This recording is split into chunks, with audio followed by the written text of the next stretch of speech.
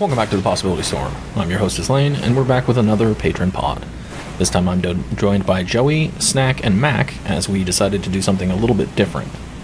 We had some decks that were built to the best of our abilities, but were with less than traditional cEDH commanders. As such, we're labeling this a Fringe Pod, and though it's not what you would expect, there was still definitely some spicy gameplay. Enjoy the show. If you like what I do and want to support the channel, there are a few ways to do so. Shirts are up on Bonfire, playmats are available through Inked Gaming. I have affiliate links through TCG Player and Ultra Sleeves. Direct support in various tiers is handled over on Patreon, and we stream nearly every Saturday on Twitch from 1 to 4 p.m. PST. And of course, liking, subscribing, and commenting on my videos here is an easy way to help out. Links to everything will be in the description below. Now with that said, let's check out the lists. First up is Joey on his Sir Carah Burnstorm list. This mono red deck is all in on the commander's ability to do damage to opponents and then get impulsive draws from his library. Eventually a perfect storm can happen where burn spells are cast and copied, and more spells are cast from the top of the library to make a large enough storm count to either win with spells like Grave Shot or the fabled Aether Flux Reservoir. Needless to say, we need to find a way to keep the storm from happening. Next is Snack piloting his Xyris list. This deck has some group hug aspects in that the damage from the commander causes the damaged opponent to also draw cards. In turn, every card outside of the initial draws generates snake tokens for him. This means he's running a ton of wheels and other effects that cause opponents to draw cards, which can result in a huge army that can swing games quite quickly. It's a dangerous game though, as sometimes wheels will make others win the game first, so we'll see how that turns out. Mac is coming third, and he's playing a version of Grist that wants to capitalize on an early Entomb of Razaketh, or wants to otherwise power into a Hulk line. Hulk lines automatically win the game without very specific interaction, and Razaketh can simply tutor for the pieces to the chain of small combo to win. We'll have to be on our toes to keep this deck at bay. Lastly, I'm playing a deck that I've had for a while, but never thought it was quite good enough to sit at a proper cEDH table. If you remember my MLC games, I was playing a Stoneblade list, and the reason I picked that was because I had brewed a couple of Stoneblade lists on my own. This one helmed by Ardenn and Tevesh, mainly because it focuses on finding Luxior and attaching it to Decklists to make him a big threat. Otherwise, it can do the Chain of Small combo with Professor Onyx. So there you have it. Let's see who the patron champ is this time.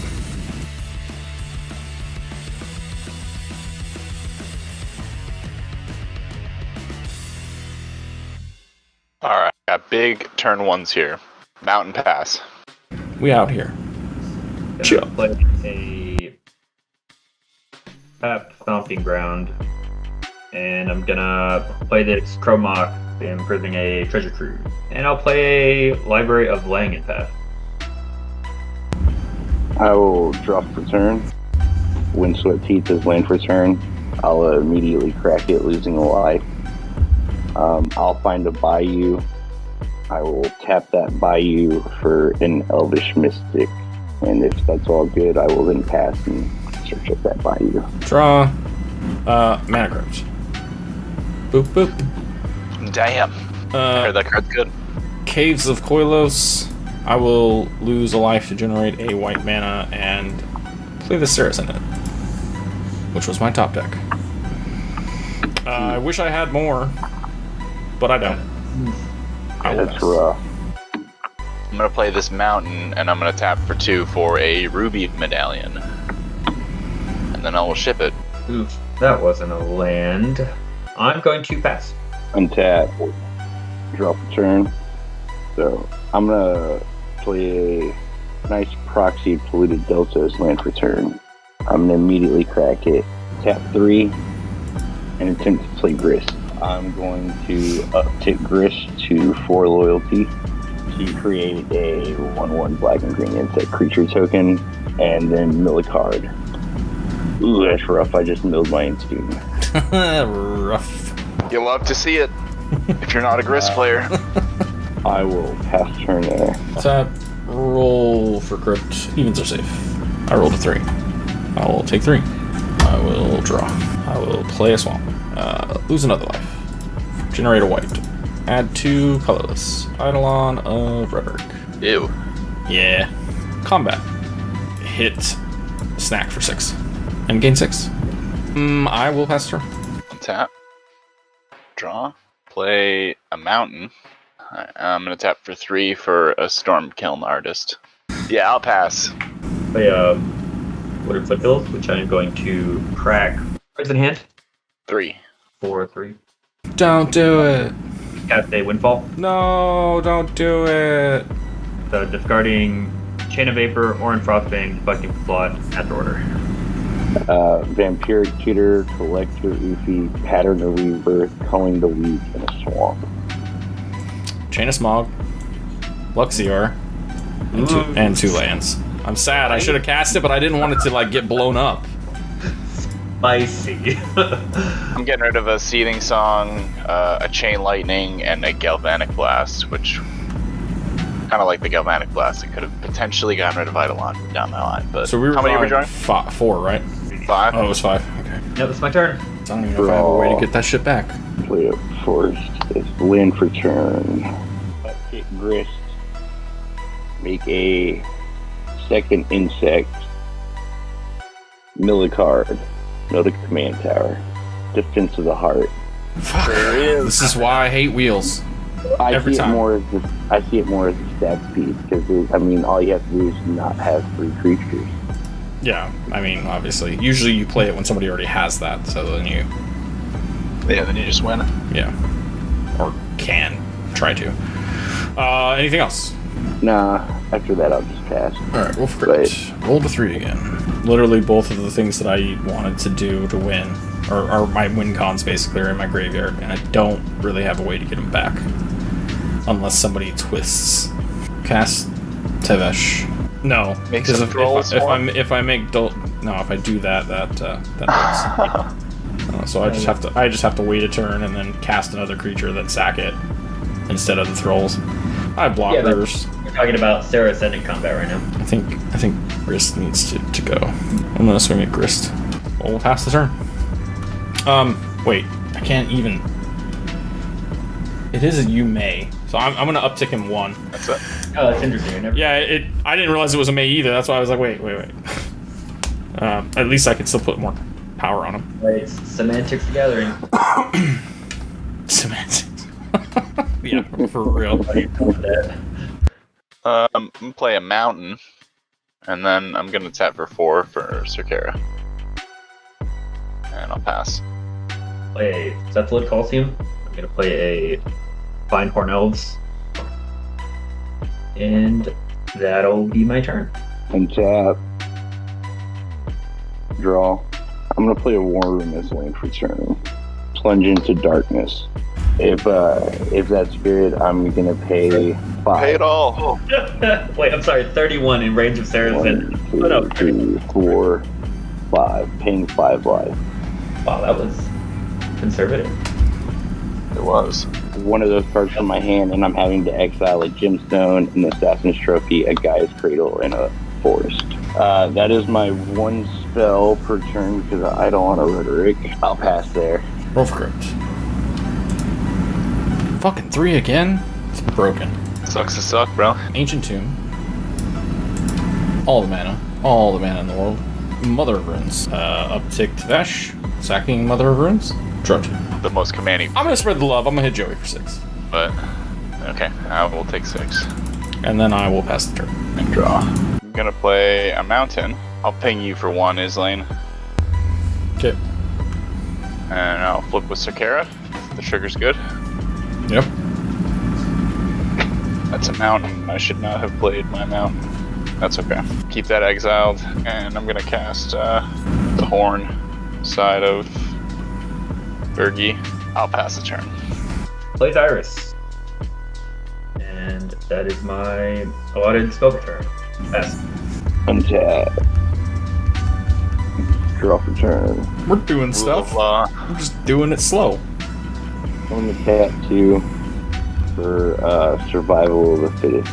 Pass the turn as if my 1 spell per turn. On your end step, I would like to cast a Vampiric Tutor. Gross. Untap. Roll for Crypt. Hey, fucking even finally. Nice. Draw.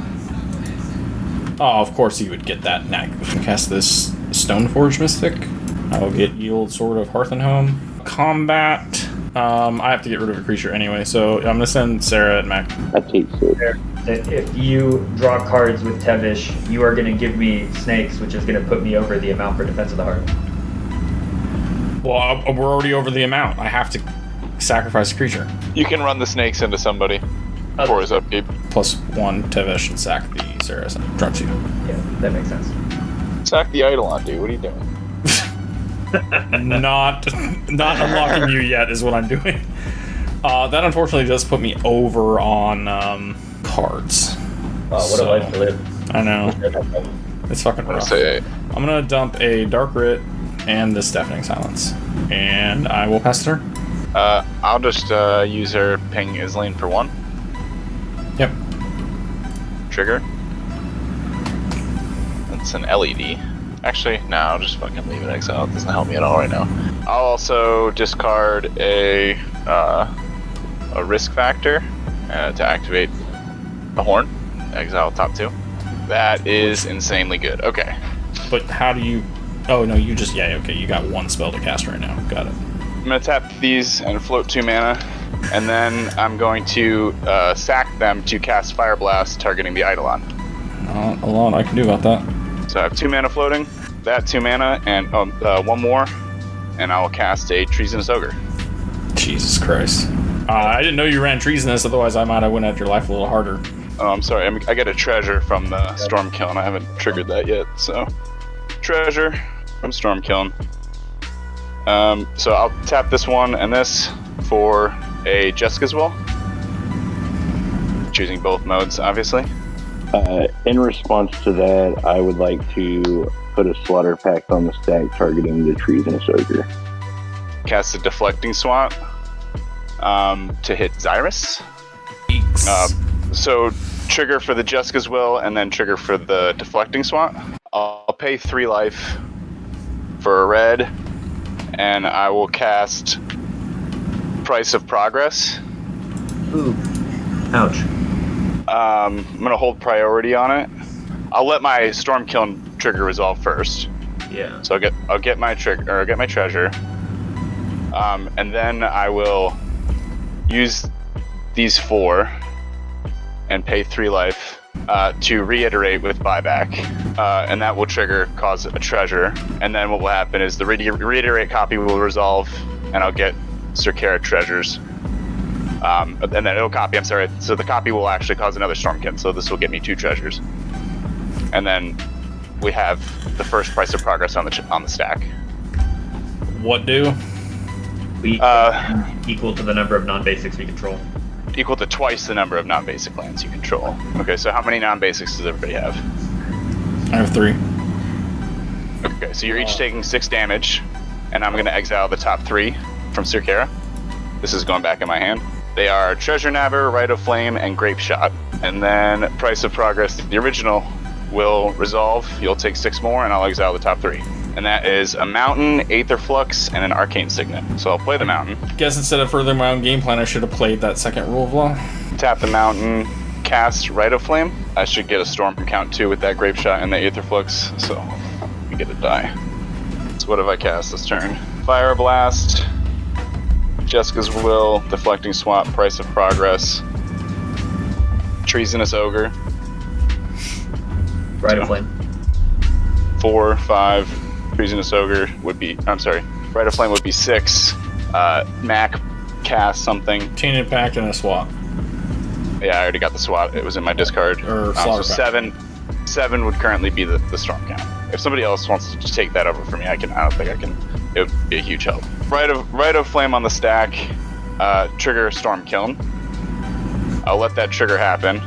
Use all 4 treasures and pay 3 life to cast Reiterate with buyback.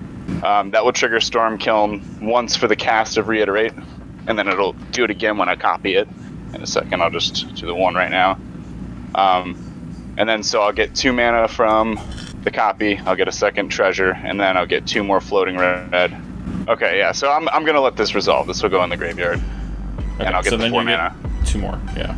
And you actually have a this third, is in my hand. You have a third treasure because of the copy. I'm just gonna cast this for the storm count. So I'll use 2 floating to cast the Arcane Signet. Storm Cannon 9. I'll tap 1 and 1 for Treasure Nabber. Pay all my treasures for Aether Flux. I'll cast the Grape Shot. So I have 12. Basically, I'm going to get a shitload of treasures from Stormkiln. And I gain 11 life, or 12 life, I guess. So I'll go up to 40. And I have 12 copies of Grape Shot to dole out. Each one is an individual trigger, so they'll each cause Sir Carah triggers. And then 12 treasures from... All you have to do is dig until you get Mrs. Mastery or Breach, and then you just Grape Shot again, or by then you've fucking Aether-fluxed us to death. Yeah, and I still have my Reiterate in my hand, so whatever I get, I'm going to be able to copy. I'm going to have if I get rid of the Aether Flux in response to the Grape Shot, I think he still has us. I don't think it matters. Do you want me to play it out, or do you want to just... No, it's fine. I think that's... I'm curious to see what your cards are, your top couple. Yeah, I'll go top 12. So there's the Twin Flame. 1, 2, 3, 4, 5, 6, 7, 8, 9, 10, 11, 12. Okay, so I got the Twin Flame, but I didn't get a Dual Caster, so... You would still have to dig, but I'm pretty sure you've got it regardless. Well, yeah, I have more to dig, so this Volcanic Spray would have gotten me 4. I would have had a DRC on top of my library, too. So I probably would have at least gotten these next 4. The Devil's Play would have hit something. Yeah, I actually would have had trouble, because I had a shitload of mountains here in the middle. There's a Wheel of Fortune. Never mind. I probably would have been fine. Yeah, I mean, I'm willing to scoop to it anyway. There's the Breach. There you go. Breach is all you needed, because by then your storm count would have been crazy. You probably already would have had enough life to laser beam down somebody anyway. Yeah, I definitely would have been able to kill at least one of you guys, no matter what.